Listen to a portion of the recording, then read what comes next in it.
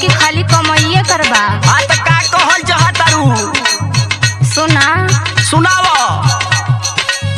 फूलल फूलल गाल हमार का भइल?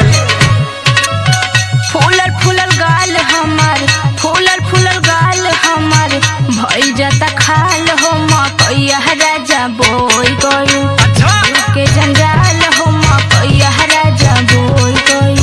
जीव के जंजाल हो मकैया राजा बोई गई। जीव के जंजाल हो मकैया राजा बोई गई।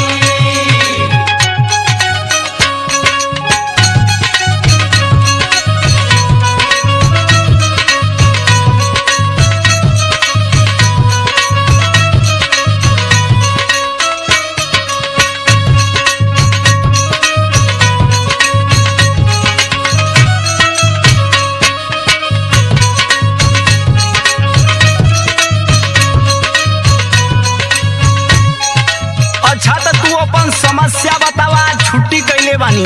हाँ तो आज सुनही के पड़ी तो के छुट्टी ला चाहे कुछ भी करा। अरे तो पगली सुनाओ ना।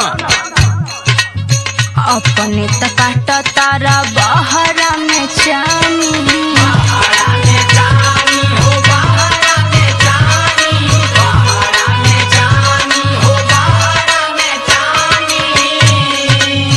हमरा से कहेला कि बाटे परेशानी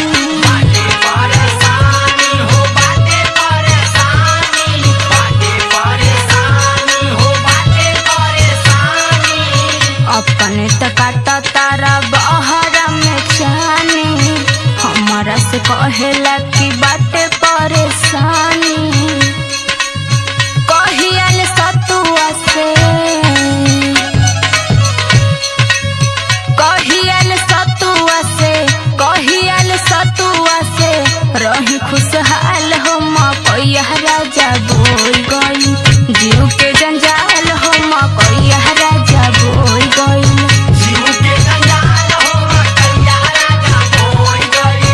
जीव के जंजाल हो मकैया राजा बोई गई।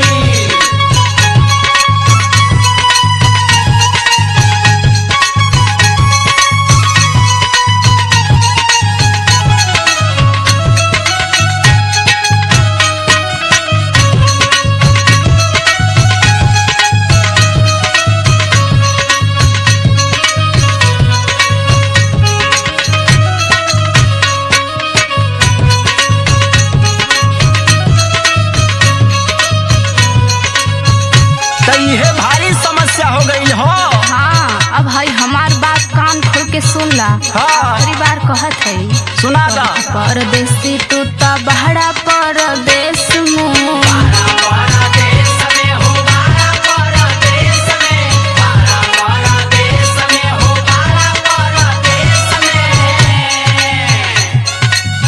कोटता जवानी हमर बहुत कलेश में